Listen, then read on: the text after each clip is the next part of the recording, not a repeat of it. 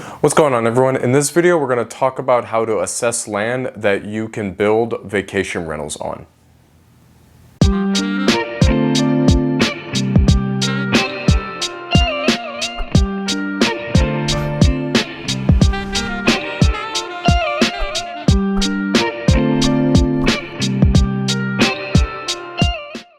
Welcome back, everyone. So this is going to be the one part to a three-part series that I'll be doing over the course of the next 3 weeks.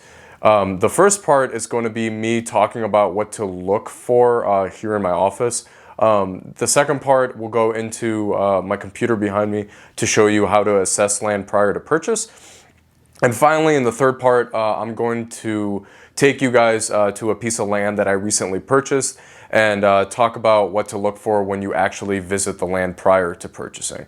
What I'm going to talk about first are the three things that you want to be thinking about prior to even getting out to the land. It's very important to look at the land online first prior to actually going out there. The reason being is you're already going to be looking at a lot of property.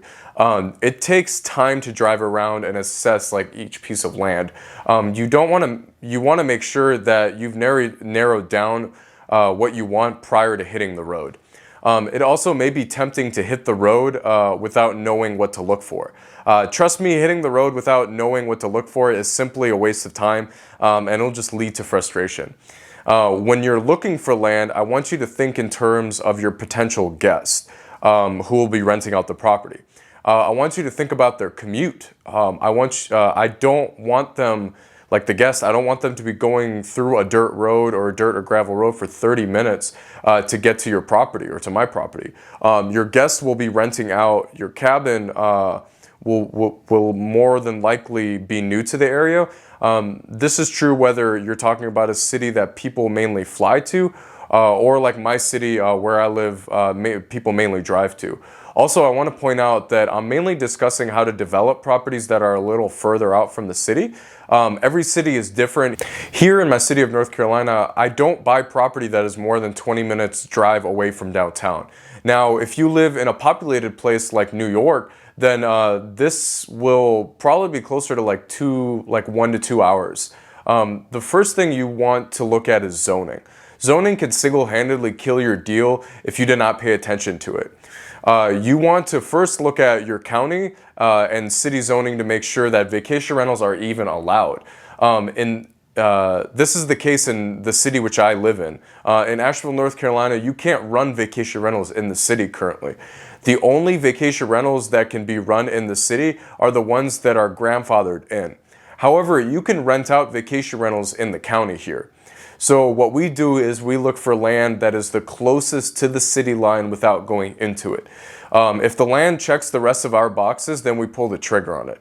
After you confirm that you can do the vacation rentals in your city or county, the next thing you want to do is confirm how many you can do on that land that you're purchasing.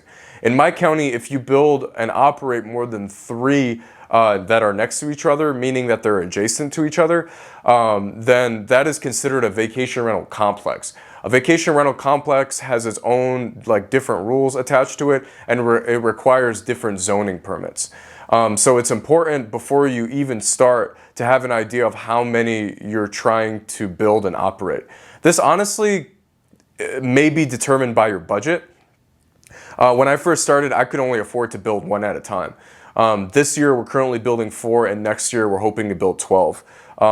I'd like to also point out that some counties, like my county, have a limit that if you cross, your project is considered a hotel. And that might be subject to another permitting process and another zoning process. In my county, if you have 11 or more dwellings, it's considered a hotel.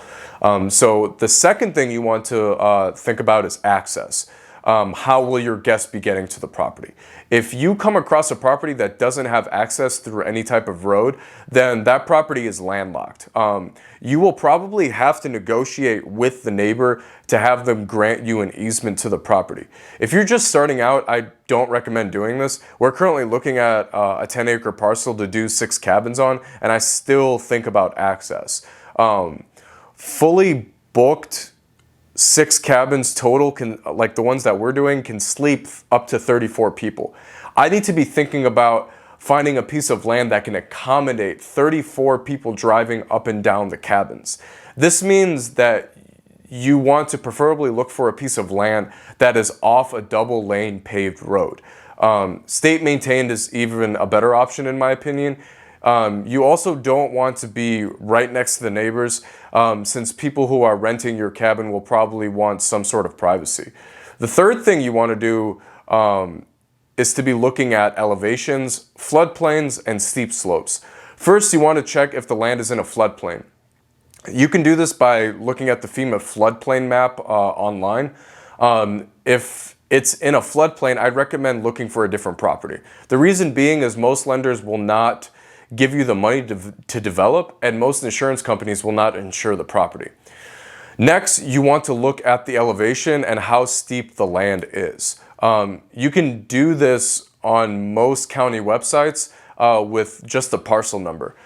Please don't go out and drive to the property right now. Make sure you go through all these steps first from the comfort of your computer prior to going out to the land. If the land looks like it's too steep, it probably will cost a lot of money to develop. If you're just starting out, I would get in contact with like a general contractor that you're using, and they will be able to see if the land's developable or like if you can develop it or not. In my area, I tend to stay away from land that falls into steep slope ordinance. What this means is that it will cost you more money in materials to beef up the foundation, but you will also be waiting for another permit that will have to be done with a special engineer. What we started doing recently is using a landslide specialist to help place the homes, and what they do is they use satellite imagery to tell us if the land is buildable. I'm going to do an entire video on this where I talk about this specific service, because it has made my builder's job and my job way easier. So those are the first 3 things you want to be looking at prior to getting in your car and looking at land. The next 4 things can be done from your computer, but these 4 things are usually done after you go under contract during your due diligence period on the land. They can also be done prior to going under contract on the property. A note about driving around looking at property: you may need a real estate license or a real estate agent with you because you're going to be going down a lot of different private roads. I'm a licensed real estate agent here in North Carolina. Now, with that being said, I usually don't schedule showings with the selling agent of the land, because a lot of the times I'm simply driving past the land to make sure that there is proper access. Once you confirm proper access to the land, then you can go ahead and contact your agent to schedule a showing and walk the land together. Maybe bring your GC with you as well. The last property we bought, I went out and drove and looked at 83 different pieces of property over the course of 3 weeks to find the exact one we were looking for. The way I organized all of these is I would print out 5 to 10 pieces of paper at a time with the property on them, create a route to know exactly which property I was going to go to next. Then when I was actually at the piece of land, I would pull out the voice recorder app on my phone, and I would give my thoughts on each parcel that I looked at.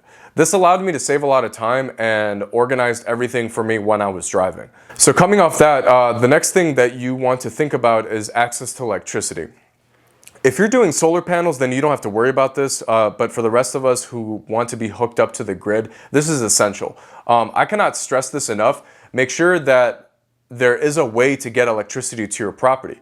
Some land is already listed with access to electricity. Now, this is ideal. For the rest of the properties, you are going to want to get on the phone with the company that supplies the electricity in your area and verify that they can get electricity to the property without having to get an easement from the neighbors.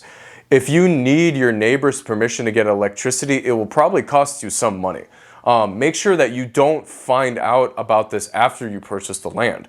Make sure that the seller of the land handles this if there is an easement that you need from the neighbors. So make sure that the current seller of the land handles that with the neighbors.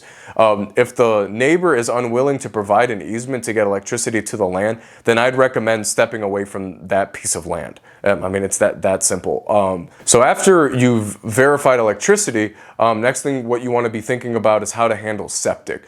If the land already has city septic and sewer, you don't have to worry about this. If it doesn't, you're going to want to get someone called a soil scientist, so they can confirm if you can place a septic system on the land. This usually costs a couple $100, and it's done during the due diligence process after you go under contract on the land.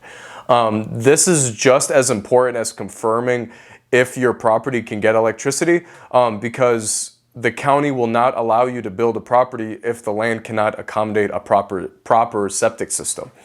Ask a land real estate agent in your area for this contact, or your general contractor. The third thing you want to think about is providing water to your property. You're going to want to confirm this during the due diligence process again, after you go under contract on the land.